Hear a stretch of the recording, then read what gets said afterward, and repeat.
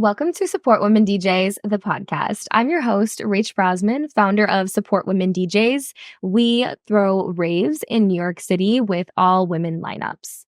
In this podcast, we talk to female DJs and producers to learn about their struggles, successes, and insights into the industry. Today, we are talking to Emood. Emood is a gender-retired and genre nonconforming DJ, percussionist, and rising producer from Brooklyn, New York. Their live sets pay homage to the expansive world of electronic dance music, the unity its community exemplifies, and the healing properties it intrinsically possesses. They are a resident DJ of City Soul and co-host a podcast called Plurality, which discusses all topics related to the electronic dance music community. Emood passionately believes we can be the change we wish to see in the world when focusing on our one life source, love. Emood, welcome to the podcast. Thank you. Happy to be here. I just got to see your set this past weekend at Eris, and you threw down some techno, which it was loving that. The crowd was loving it. How did it feel? I was loving it. Yeah, it felt great. That was actually my first techno set that I've played in front of a crowd before. I've done like fun techno sets just for myself at home and put them up on my SoundCloud. But that was like the first one that I played in front of people. And yeah, the energy was electric. I really enjoyed myself. So great. Well, you wouldn't have known it was your first. We are going to get into some rapid fire questions. Are you ready? As ready as I'll ever be. Okay. All right. What is your favorite before show snack? Does water count? Water Probably not. It has to be food. Brunch is like a staple in my household, even for dinner. So my wife and I make like potatoes, eggs, avocado, spinach, a little bit of pesto, maybe some capers. What producer are you obsessed with right now?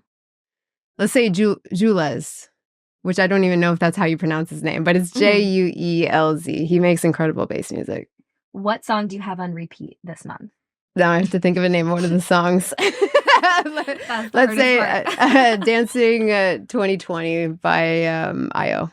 Okay. I_O is how it's written out, but it's pronounced IO. Okay. Dope techno. Check them out. What is your favorite neighborhood in New York? I mean, Bushwick. Of course. That goes without saying, no? Yeah, I would say Bushwick for sure. Yeah. What is your favorite venue in New York? Probably Elsewhere. Elsewhere? But I say that knowing that there are still venues that I haven't been to yet. Like, I really want to go to Paragon. Yeah, it looks like it's so dope there. I'm a huge sucker for strobe lights, and they have strobe lights there. So I really need to get... Actually, I probably will in April because my friend St. Velez is playing. So I have a reason now. I got to go support a bud. Their basement is really cool. You can like stand right next to the DJ booth and just headbang, or that's what I do. That. And then, wait, Elsewhere, which stage? I would say Zone 1 is best for strobes because they have the LED light in the back. And if there's like a garage set playing or anything dark, like that room is a lot of fun. But I would say my favorite is definitely the hall because the guy who does the lights on Saturdays, his name is Ariel, and he's been doing it for 30 years. Not at Elsewhere, but he's been in the tech lighting scene in New York City for 30 years. And the dude is just incredible, man. Like, if you ever go and watch him when he's working, he does such a phenomenal job keeping the lights moving at the tempo and the motif of the music that's playing without even knowing like what song it is. He's like, he gets really into it. He's like focused in the zone, and he wears these really cool glasses too. So yeah, he's a legend. Yeah, legend. Saturdays, Elsewhere, the hall, best lighting system in New York City. And last rapid fire, what is your sign? I am a sun Scorpio, a moon Libra, and what is my rising? Moon Libra? Yeah. Moon Libra. And my rising is Leo? Pretty sure. Do you identify with any more than the other? No, I think they all represent the good parts of me. And I have a lot of Libra like in my entire chart, which is like the sign of justice and peace and seeking equality. And that's definitely all things that And stand for. balance, which you play every genre, so maybe. True. That's a part of it. I was born to be genre fluid. Right. And gender fluid. Perfect. Done with rapid fire. Yes. So let's get into some of your stories and experiences that you've had. First of all, when you're playing a set, what's the one song you play that you know is going to make the dance floor go crazy? Considering that I play so many different genres, I could say a lot of different songs for this, but house is like the foundation of a lot of electronic dance music. And I have a special place in my heart for house music. And there is a house track by Minister de la Funk and Jocelyn Brown. It's called Believe. And there's a remix done by Kurt Maverick that pops off every time I play it. And it's just has like really uplifting, feel-good lyrics. And it's kind of like, it's not a gospel track, but it has like this African-American woman's like vocals just absolutely taking control of the whole song. And it gets any dance floor like, going. You describe yourself as gender retired and genre nonconforming. How does this fluidity impact your DJing?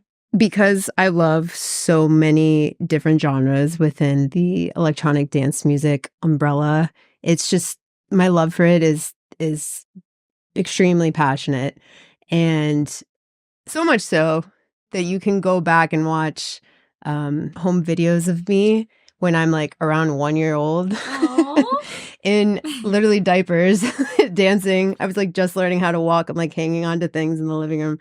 And the song that is playing is called Behind the Waterfall. And it's a new age song that came out in 1985. So this was like 5 years after that it came out. It was made by two composers, David Lanz and Paul Spear. One was a pianist, the other was a guitarist, both composers.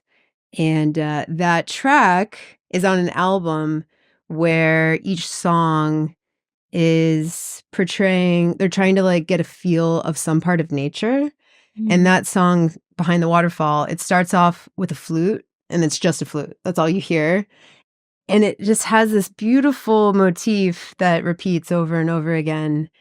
And that was kind of a glimpse, like the video that my parents have is me like dancing around to this song. It also has this synth sound that sounds like a vibraphone, and flash forward to me getting into school. I was in band and I was a percussionist. Band kid, all day. And so I really got into the xylophone and the marimba and the vibraphone and the glockenspiel, all of those different sounds that are different variations of xylophones, and I fell in love with it. I love everything about drumming and percussion. And that was just like the origin of like where it all started. And then like from there, as I found access to other genres of electronic music over the years from various ways, like my mom would have like a Craig David CD or a Daniel Bedingfield CD. And those are like two pop singers from the UK. But because they were from the UK, they had like singles on their track or singles on their records, like at the end that would be remixes of other genres that wouldn't be pop. So it's like how I discovered two-step UK garage. We didn't have the internet really at that point. I mean, it had like just started being a thing like in my house personally. Yeah. We had like dial-up AOL. Yeah. And I would like go on LimeWire, and my older brother, who's 4.5 years older than me, he would like really like do the crate digging, especially from like other continents. So I got a lot of my musical influence from the music that he was finding. In 2002, he introduced me to this composer slash pioneer of trance. His name is BT. That's his artist name. His real name is Brian Transow. And he did a lot of producing for massive pop acts like NSYNC, Britney Spears. He's written scores for films, and he just makes like incredible. He also makes intelligent dance music, which is like kind of what you call electronic song when you have like no idea what else to call it. And I think around that time, like 2002, is when I was starting to get old enough to be like, okay, I can like actually like research these people and like dive into like what music they're making, and that would lead me to other artists and other genres. And I found Tiesto and Armin van Buuren and Paul Van Dyke. I got super into trance and progressive house again at like 11, That's 12, so young living in to be Florida. into that, yeah. And actually, when we would go to Walt Disney World, like for vacation or whatever, there was a Virgin Records store there in Orlando, in downtown Disney, and it was massive. And I would always like go and search for like the cool remix CDs coming out of like Japan or coming out of the UK. Year after year, I would like find a new genre and be like obsessed. So basically, it seems like you were a musician your whole life, pretty much, like starting from school and band.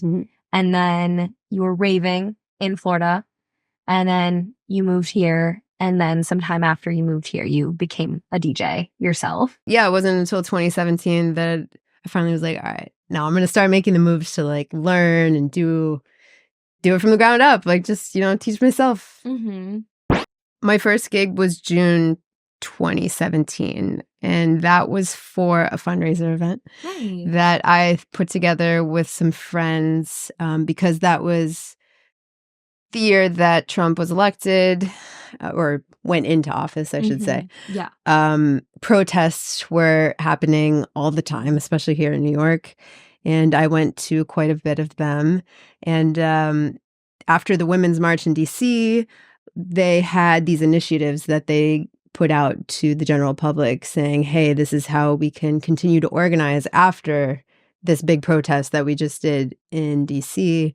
And one of like the action items was start a hub, which meant like find like-minded people in your area and like start having meetings and talk about how you can do things locally. So you did that? So I did that, yeah. I formed a group with some friends, well, strangers actually, but became very dear friends. And we called that the Hub BK. And our first event was at Star Bar in Bushwick. Yes. And we had some comedians. I DJ'd.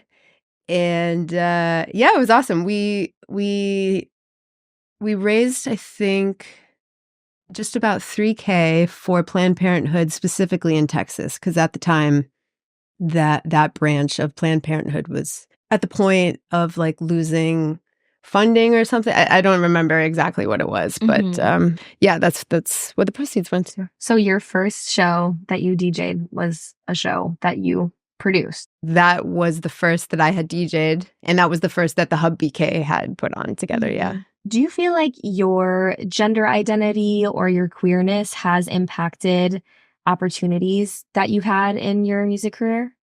I would say recently, definitely, and definitely for the positive. Okay. Because last year with City Soul, I got to DJ both the Queens and the Brooklyn Pride Parade on the City Soul bus. So we were hired by CUNY. And their students, their dance team actually was walking behind the bus, and I was playing music. And then every once in a while, they'd give me like a sign, and I'd start playing a little mix that they had like a dance routine too. Yeah. For Manhattan Pride, I played on the Deep Roots Records yacht party, their Pride party that they did. So that was really cool. And I'm doing Brooklyn Pride this year too on the City Soul bus. So look out for us. Yeah. Second week of June. Yes. Can you explain what you do with the City Soul bus? Yeah, for sure. So I'm good homies with Alan, the guy who owns the bus, and is also a DJ. I am one of the resident DJs for City Soul. It's a mini school bus that was transformed to have its top raised. It's on hydraulics. Okay. It's very cool. Yeah. Alan hired some people who work on art cards for Burning Man. But I could tell you that the mission statement of City Soul is to bring as many free street parties to the people as possible, especially in this day and age when so many things are crazy expensive in this city, but everywhere else are insane. Yeah, That's so we great. really want to, keep the underground alive and give local DJs an opportunity to have a fun renegade party and bring all your friends, and no one has to pay anything, and just show up and have a good time. And it's in the streets, which is in the street, which has been my favorite part about going to City Soul absolutely. shows, Yep. So I help them also during the summer, the warmer months. We do our free street parties on Saturdays, sometimes Fridays. So I help them with booking the DJs and our indoor ticketed events that we do during the winter. I work as a production manager for those too. Okay.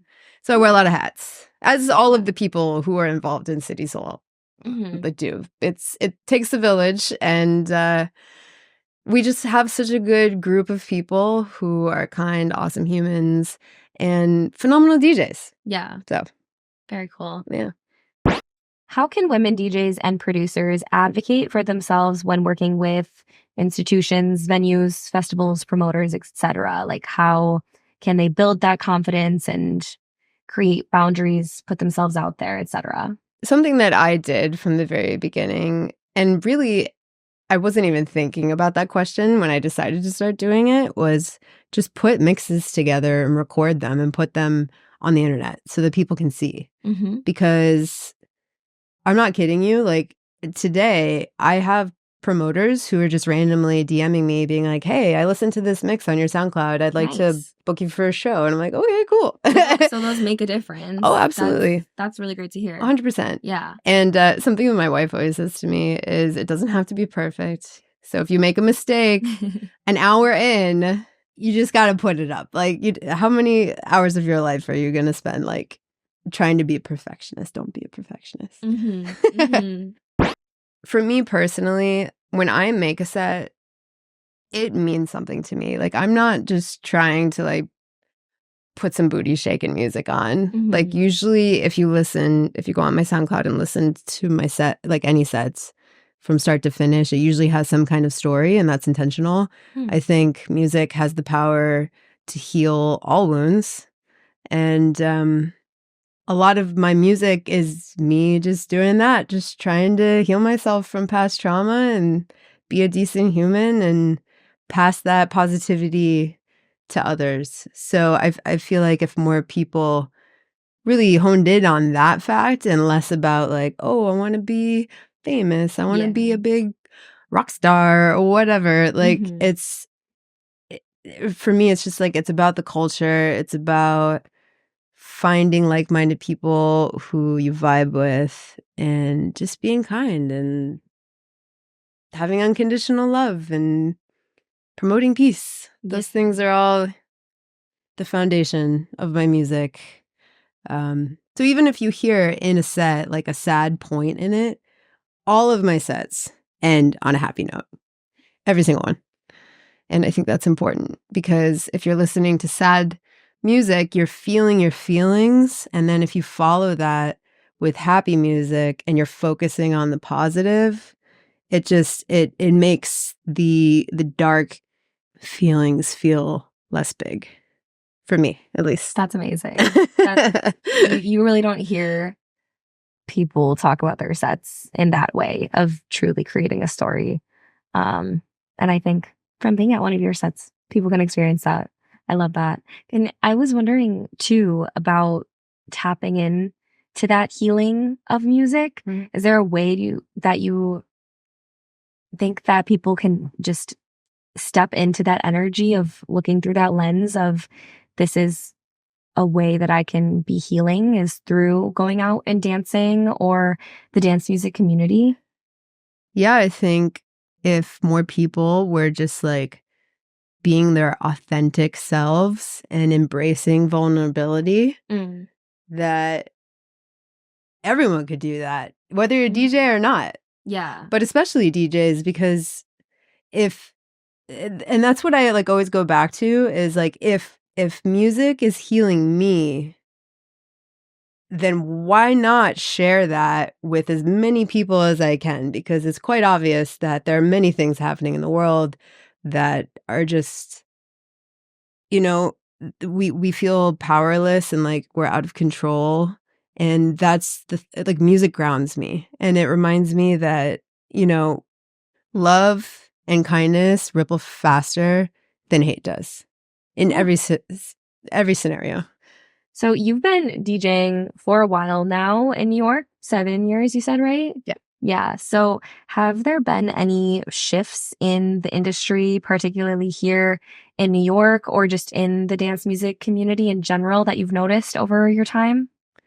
Something that we talk about a lot on our podcast is the future of electronic dance music. Mm-hmm. And it's not even the future. It's like right now, there are so many young artists who are being genreless. And I don't even just mean like in their sets and what they play out.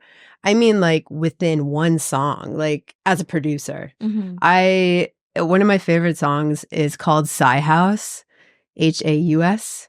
Okay. And it starts off as a bass house song. And you're like, oh man, this is so dope. This is a great bass house song. And then the drop comes and it turns into psytrance. And you're like, what the fuck, dude? That just blew my mind. They're like so complete opposite genres, but like it's all in one song. It's by Subshock and Evangelos and Juicy M, who's a female producer.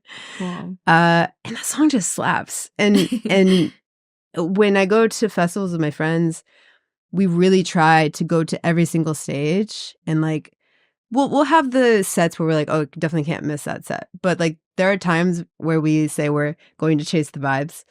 And that's what it is. Like we'll go around and like we'll get to a stage. If we think it's like maybe not what we're feeling in that moment, we'll keep going. And in doing that, I can tell you there are so many producers and DJs out there right now who like don't want to be put in a box. They just don't. They want to make what they love. And if that means they're going to put 4 different genres in one song that they produce, like that's what they're going to do. Like there are no boundaries here. Mm-hmm. We're breaking the boundaries. Like there's like it's cool that they were there so that you can like learn how to produce a certain sound. Mm-hmm. But then like once you learn that, take that knowledge and go be experimental as fuck with it. Like go make something brand new that no one's ever heard before because you're going to blow their mind. You're going to blow your own mind. It's so true. You hear a lot of DJs talking about, though, that they feel that they need to be pigeonholed into one genre in order to get gigs, though. It's so sad. Yeah. I've had promoters tell me and agents tell me that what I want to do as a producer and DJ isn't going to work. They're like, you're not marketable. And I'm like, step aside, buddy. I don't have time for you. Like, I believe in myself.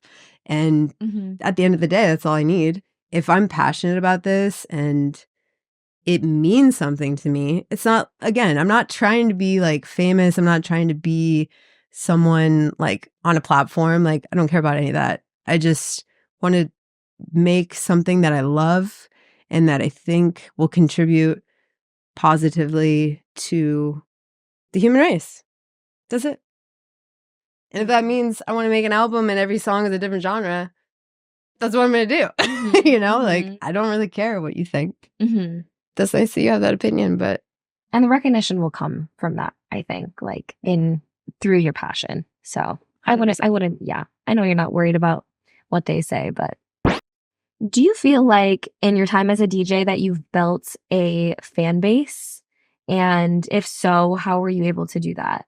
I do ask my friends, even who are not in like the raving scene, to come to my sets. And it's pretty cool because some of them who maybe thought that they wouldn't enjoy these spaces or that music will come and see me do a new set of whatever the set is I'm doing. They'll be like, you know, that is something that I never would have thought I would have enjoyed. But like seeing you have so much fun and like also seeing my wife Erin on the dance floor, she's my hype machine. She knows it. Everyone knows it. She's my hype machine.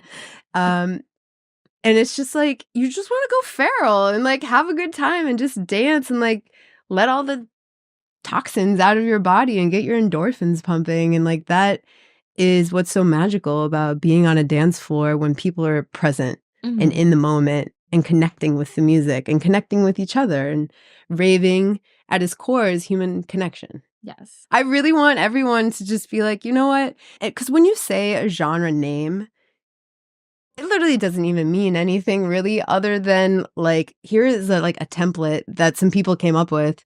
And that's like the foundation of the song. But underneath like techno, there are so many subgenres, right? And different variations of it. And it happened like new people make new ones all the time. So I really pride myself in crate digging and trying to keep like my sets super fresh with especially younger producers and also older producers too, though, like people who have been doing this for literally 30 years, like since the rave phenomenon started in the UK. Yeah, we have such a rich community of DJs here in New York, so I'm sure you just get so many experiences with all different DJs. Yeah. Absolutely. The first raves in the US took place in Queens. Oh, hell yeah. I didn't know that. Storm rave. Okay. Yep. Nice. Frankie Bones was the DJ who brought it over from the UK. And yeah, they threw the first 3 called Storm Rave in Queens.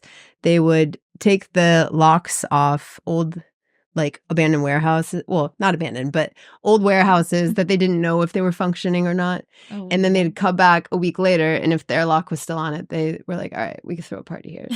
I need to try that. And yeah, the first one was in 93. And that was the beginning of the Peace, Love, Unity movement. At the time, it was called that, Plum. But now it's called Plur, Peace, Love, Unity, Respect. And there's a handshake. And yeah, that's the root of it all. It was birthed from the fact that at the time in New York, the AIDS epidemic was really bad. The crack epidemic was really bad. Gang wars were really bad. It was just like segregation was still very much a thing. And all of these things happening simultaneously at one time in a densely populated tiny area, there was a lot of tension. And there was a group of white teenagers who killed a black teenager for no reason other than the color of his skin that like really started the Peace, Love, Unity movement. And Frankie and his brother, Adam X, they tagged the side of a subway car and it said Peace, Love, Unity. And if you look it up on Google, you can find a photo of it. And that was, the beginning of Plur as we know it. God, thanks for sharing that story. I'm sure most people don't know that. So yeah. That's so great. It's good stuff. I love to talk about the history of it because it matters, you know? House music and techno came from Black people and Black culture, and disco came from Black people and Black culture. And the reason why disco died in the States is because white Americans were blowing up vinyl disco records in baseball fields. Wow. And like quite literally overnight, the success of disco like fell dramatically. And that is how house music was born. The people of Chicago were like, well, we can't let disco die because it's such a great genre and it brought so much happiness to so many people and connected people on dance floors. And then they took vocals of the disco songs and they chopped them up and they put a dancier beat on it. And that was the beginning of house music. Wow. So I would love to talk about this forever. Yeah. I think we have to cut it off for today, right? No. Okay. So let the people know where they can keep up with you for your music, for your upcoming shows, and everything else. I would say my 2 main places are Instagram and SoundCloud, because on Instagram, on my link tree, you can find all of the links to tickets or free RSVPs for my shows coming up. And then you can find my SoundCloud links to sets that I've done in the city. April 20th, you can catch me and Remnique from City Soul in the Loft at Elsewhere. We're doing a 420 themed night. It's going to be fun. Both of us are doing solo sets, and then we're going to do a back-to-back at the end of the night. So super stoked about that. And I have a podcast called Plurality. We talk about the music we're listening to, things that are happening in the scene. We interview DJs. Go check it out. Okay. And yeah, on SoundCloud, I think my handle is just DJ EMOOD.